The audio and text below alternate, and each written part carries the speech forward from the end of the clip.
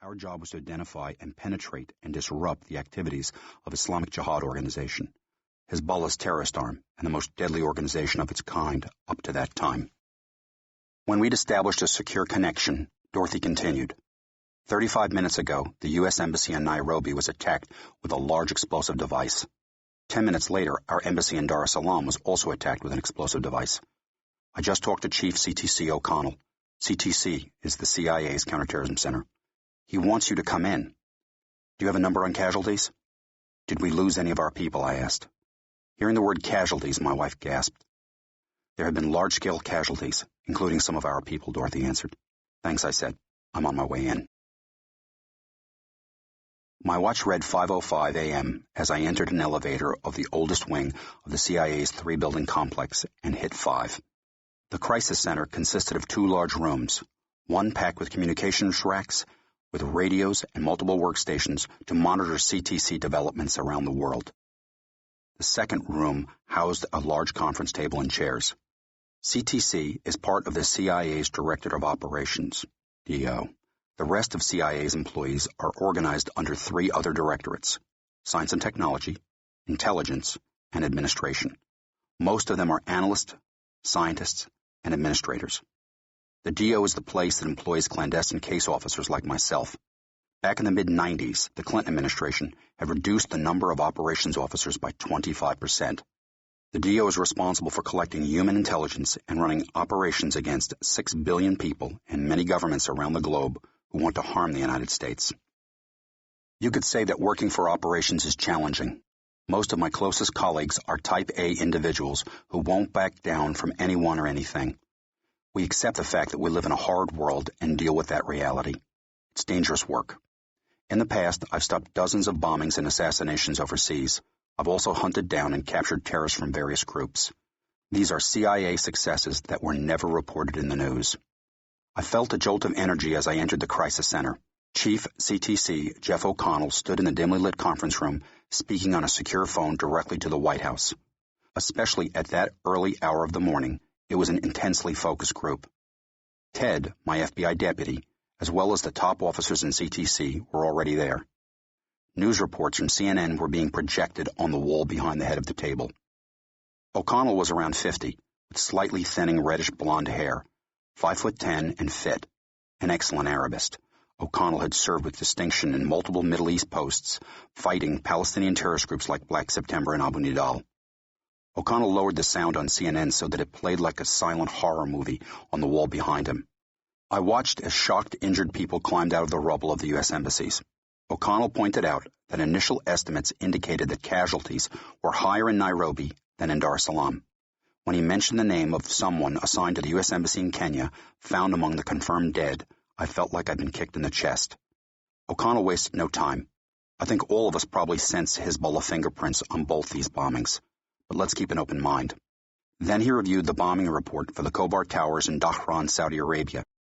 In 1996, after years of not attacking the U.S., Hezbollah and the Iranian government set off a gigantic bomb in a fuel truck that killed 19 U.S. servicemen and injured 372 people in Dhahran, Saudi Arabia. O'Connell looked directly at me.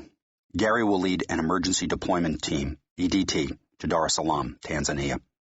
Ted will lead a second team to Nairobi. Both of you understand Hezbollah, but I'm going to cover my bets.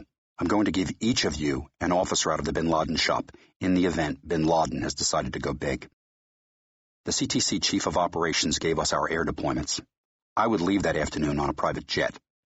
Ed would travel with a big contingent of FBI special agents out of Andrews Air Force Base on a U.S. Air Force plane at noon. Ted raised his hand. Given that initial reports indicate larger loss of life and damage in Nairobi, I recommend that Gary lead the Nairobi team. I can serve as his deputy and you can insert someone else into Tanzania. Redaction follows. O'Connell said, "We're going to have a massive deployment of the FBI in Nairobi. Ted, I need you to ensure that we do not get off track with the FBI. Any more questions?" O'Connell dismissed the group. The Chief of Operations, who was my immediate supervisor, and I waited until the others filed out. The Chief of Operations, a former Marine and experienced Near East veteran, turned to me and said, "Your assuming command of the EDT team has not been coordinated with the CIA Special Missions folks. I'll smooth it over. They already have established teams. You'll be layered on top of the existing structure. Don't worry, I said with a grin. We'll work like one big happy family.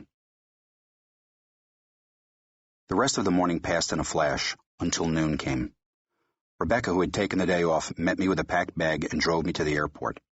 Our family had spent a good number of years living overseas in places like the Persian Gulf and South Asia. She said, my mind's on the embassy families in Nairobi and Dar es Salaam and the suffering they're going through. I'm glad you can help, she said, kissing me on the lips. Be safe. A sleek jet waited on the runway. In addition to McQueen from CIA Special Missions and myself, the emergency deployment team included a communications officer, bomb technician, computer specialist, military specialist assigned to CTC, and the bin Laden intelligence analyst, Donna. The jet zipped across the Atlantic at 600 miles per hour, and after stops to refuel in Scotland and Athens, the jet started to descend. On the ground in Dar es Salaam, I saw nothing. No terminal. Only a single-story building with a few dim lights. As we deplaned, two determined women strode toward us. One was a light-skinned black woman, the other white. The black woman spoke in perfect American English. Good evening. Welcome to Dar es Salaam. We're from the embassy. Coleman, our chief, is waiting for you at the hotel. During the 30-minute drive into the city, the African-American woman informed us that 10 Tanzanians had died in the bomb attack. Thanks to an embassy staff meeting that was taking place on the opposite side of the building to where the car bomb exploded, there had been no American casualties. Most of the dead were Tanzanian visa applicants and local Tanzanian guards. We were real lucky, she said. It was 10 p.m., August 9th, when we arrived at the hotel. A 6-foot-tall American with salt and pepper hair stood waiting with a very tall black woman sporting dreadlocks. The pair introduced themselves as Coleman, the CIA chief, and his deputy, Patricia. I'd never met either of them before. I'm glad you're here, Coleman said. Thanks, I replied, studying Coleman's face. I knew from experience that people reacted differently to bombings, murder, and unexpected crisis. Coleman seemed intensely angry. Not sad, not doubting, not questioning himself. That's good, I thought. Coleman said, I want one thing and one thing only. Find and capture the bastards responsible. I won't shed any tears if they're killed. After dropping off my bag, Patricia drove me to the embassy for a first-hand look. It was dark, but the devastated building and surrounding area were lit with special lights. The bomb had taken a big, savage bite out of the 3-story white structure, so that a large piece of one side was missing. In its place, directly to the right of the entrance, where a concrete guardhouse had previously stood, was a deep, smoldering crater. Charred vehicles littered the property. The bomb had blown open the hoods of every vehicle in the embassy parking lot. Behind yards of yellow plastic police tape, Tanzanian soldiers sporting jaunty berets and automatic rifles stood watch. A pretty petite blonde-haired woman with a big camera around her neck appeared behind us. She said she was an American journalist and wanted to enter the embassy to shoot photos. I don't think so, honey, Dreadlock Patricia said. The journalist didn't want to leave, and the Tanzanians didn't want to let me in because they didn't know who I was. Patricia pulled out a radio and called for someone. 2 minutes later, a young officer wearing a baseball cap, khakis, and a T-shirt emerged from the damaged building carrying a shotgun. Patricia explained that I needed to enter and that the blonde needed to go. The young officer turned to the journalist and said, "Get your skinny ass out of here." The journalist didn't move. "The American people have a right to know what happened," she said. He leveled the shotgun at her. I said, "Get the hell out of here, bitch." I entered thinking, these Africa Division people are tough. The journalist wasn't giving up. She stood behind the yellow tape screaming at the Tanzanian guards. "This is no way to treat an American citizen. I'm going to come back." I surveyed the destruction with an analytic eye. Having served as a firefighter in the U.S. Air Force, I was no stranger to the nauseating smell of burnt fuel and human flesh. Before me stood shredded vehicles and a 6-foot deep crater. I figured it had been produced with several hundred pounds of explosives. I'd seen worse in the late 1980s during my assignment to Sri Lanka, where explosive devices of several thousand pounds had left 20 and 30-foot craters and hundreds dead. Patricia and I stepped around burned-out vehicles and walked through the main entrance. The blast had passed through much of the building and blown out the hardened, bulletproof glass structure of Post 1, always manned by a U.S. Marine security guard who controlled entry and exit to the mission. Patricia had been one of a few people who hadn't attended the staff meeting on the opposite side of the embassy. When the bomb